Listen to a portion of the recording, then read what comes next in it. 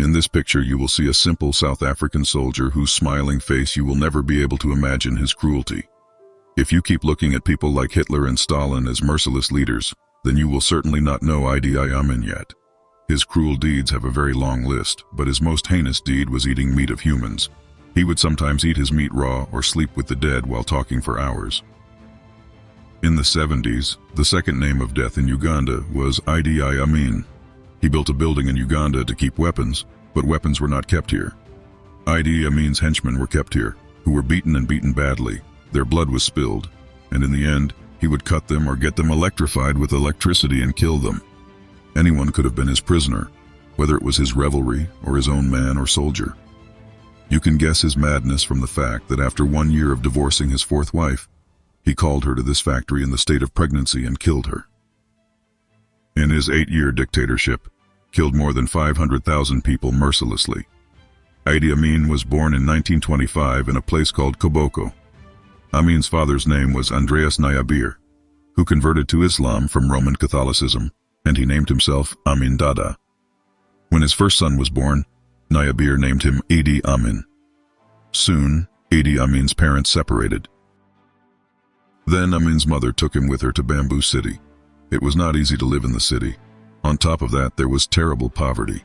Now even the money for food was not enough, so how could Amin's mother bear the expenses of his education? That's why Amin's only managed to study till the 4th grade and started trying to earn money. After doing some odd jobs, he joined the King's African Rifles, which in those days, it was the wing of the British colonization army. Amin was born in the Kakwa tribe. The people there were very close to nature. Their way of living was quite different.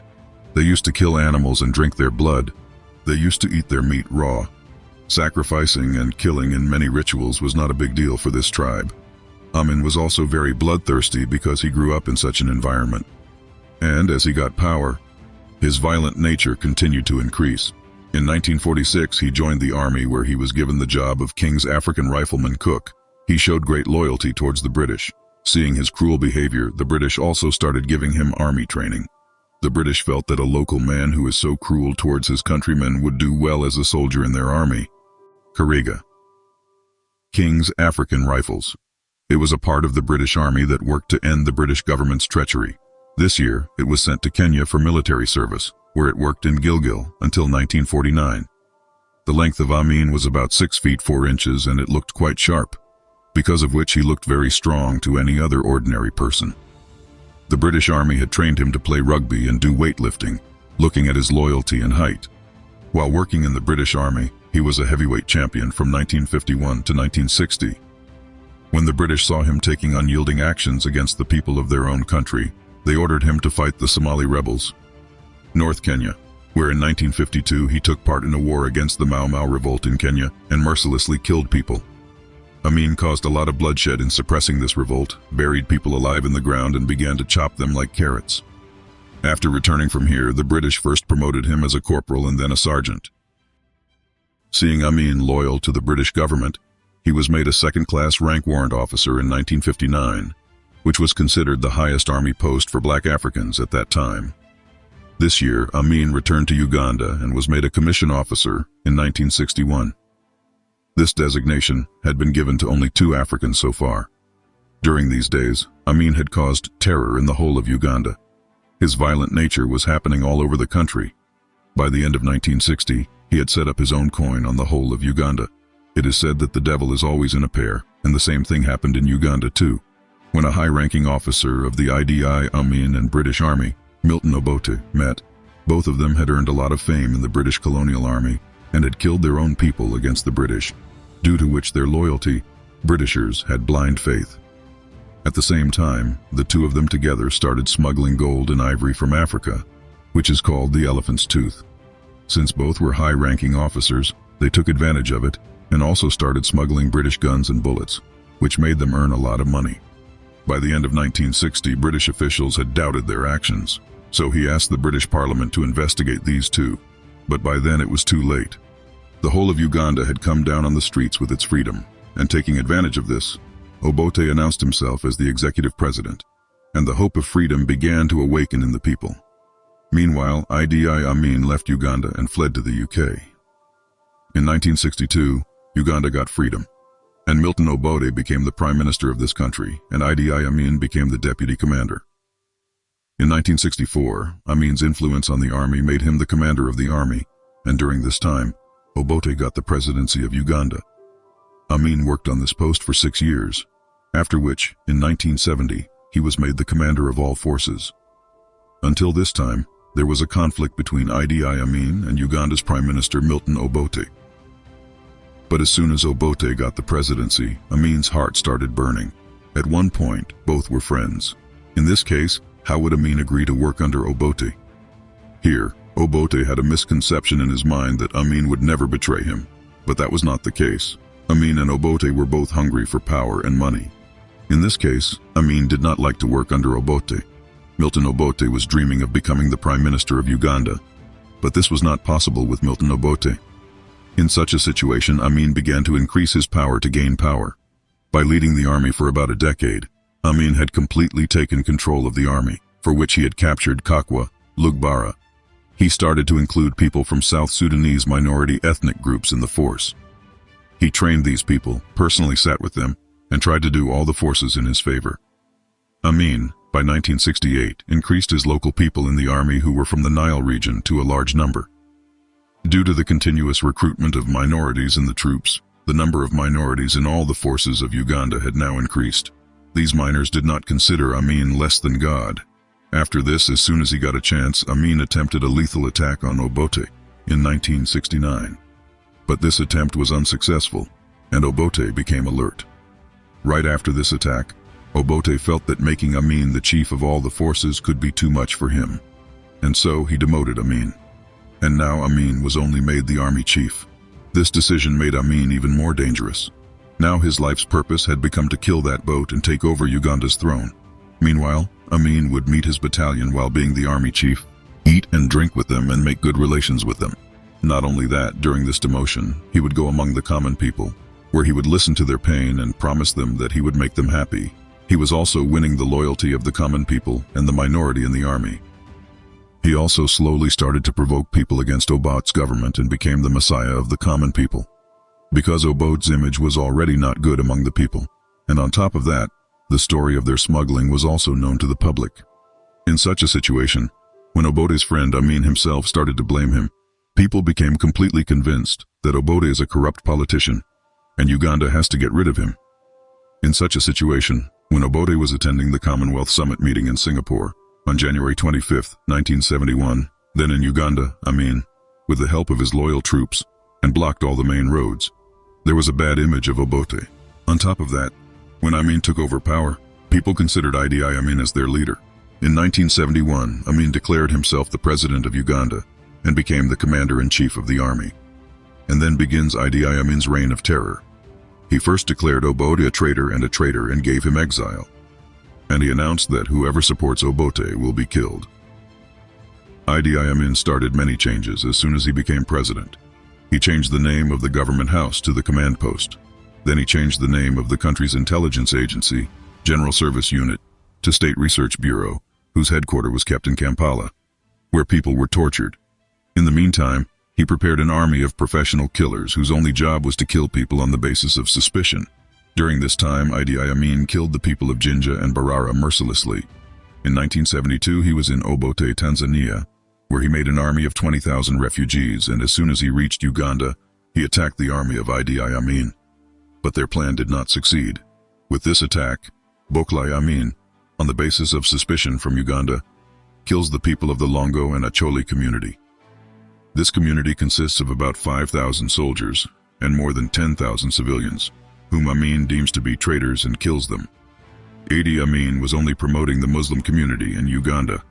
People who believe in any other religion or community, either they were killed or they were put in jail and tortured. The victims of Amin's terrorism slowly began to appear, such as religious leaders, members of ethnic groups, students, lawyers, and all those who belonged to educated communities. He would kill these people and throw them into the Nile River. So that once the Victoria Dam was built on the Nile River, he made underground tunnels in his house, in which he would catch and bring the people he suspected and torture them in various ways. Sometimes he would cut people's hands and feet, cut their lips, and put them in a gas chamber and kill them. He would cut women's genitals and breasts and talk to them for hours and kill them in the end.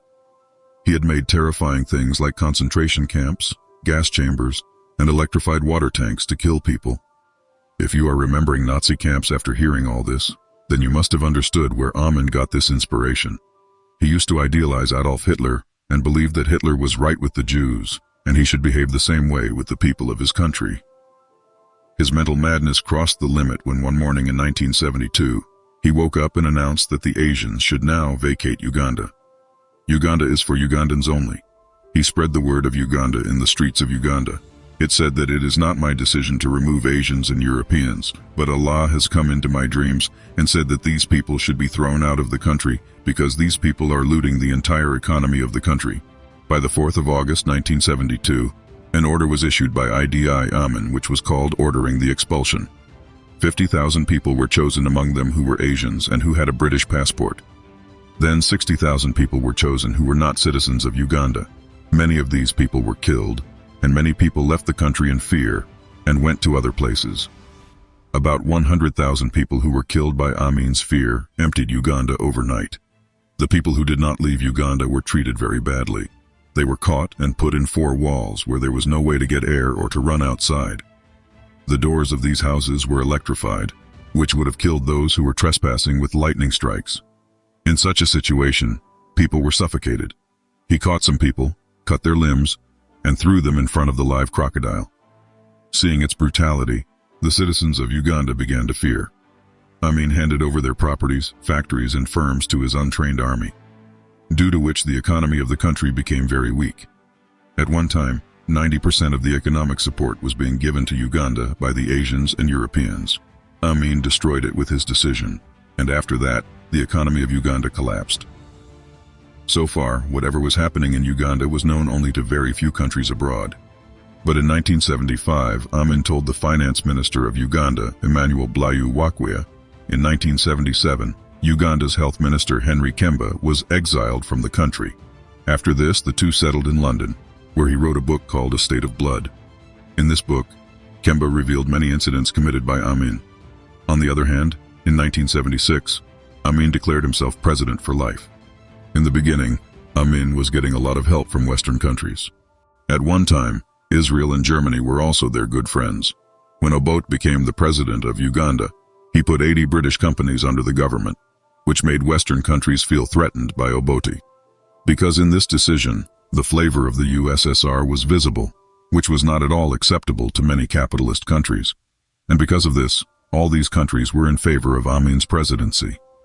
In Amin's initial presidential days, Israel and the United Kingdom helped with both the force and financial support, after which in 1971, Idi Amin went to both countries to ask for the help of advanced military equipment, but both countries refused to give weapons. Amin fainted from this, and what he did in return, he was ashamed of humanity. He imprisoned thousands of Israelis, and their open genocide was carried out. On this, Amir said that Germany should have been the right place for this genocide, where his role model Adolf had once killed a Jewish. When the Indians were expelled from the country by Uganda, India also got upset, and the United Kingdom also did the same thing. After which, both countries broke economic relations with Uganda. But Uganda was not too worried about this because at this time it's helped Libya, US and USSR. In 1973, the Soviet Union saw interest in Uganda because at that time Kenya was under Western influence, and to equalize it, the USSR wanted to bring Chinese influence in Tanzania, after which the Soviet Union became the largest arms supplier of Uganda. In 1977, the people of the liberation movement of Uganda were troubled by Amin's atrocities, who were the soldiers of the Ugandan army. They started Operation Mafuta Mingi, whose sole aim was to destroy the government of Idi Amin. This group was financially supported by the business families of Uganda. Idi Amin suffered a lot from this war, but somehow he saved his presidency. Many people were considering Amin to be responsible for the growing tension in the country. At the same time, many well-known faces of Uganda, such as Bishop Luam, when ministers Oriema and Obat Ofumbi were killed by Amin, the situation got worse. Amin believed in Adresi because he was caught by the army, and in 1978 Adresi had a car accident, so he had to go to Cairo for treatment. As soon as he left Uganda, Amin dismissed him from the designation of vice president, Minister of Defense and Minister of Home Affairs. After which, people spread the news that Amin was responsible for the accident of Adrasi. In the country, the number of followers of Amin had reduced significantly. And when their powers were taken away from Adrasi, many of their army followers rebelled against Amin. As a result, a war broke out in the forces of Uganda, where Amin's soldiers started to put pressure on Adrasi's followers. Then, to distract their attention, Amin ordered these rebellions on the borders of Tanzania. After this, Amin attacked Tanzania. But this time, Amin's taunt was heavy on him. The Tanzanian army answered Uganda's army and captured Kampala in a few weeks. When the country was in trouble and Tanzania was captured by Uganda, Amin left the country in such a state and fled. He ran away from Uganda and reached Libya, where he was hiding for a year. After that, he went to Saudi Arabia. The royal family of Saudi Arabia protected him, but the Saudi government told him to stay away from any kind of political action so that no question be raised against the Arabian government. After which Amin spent almost 10 years here.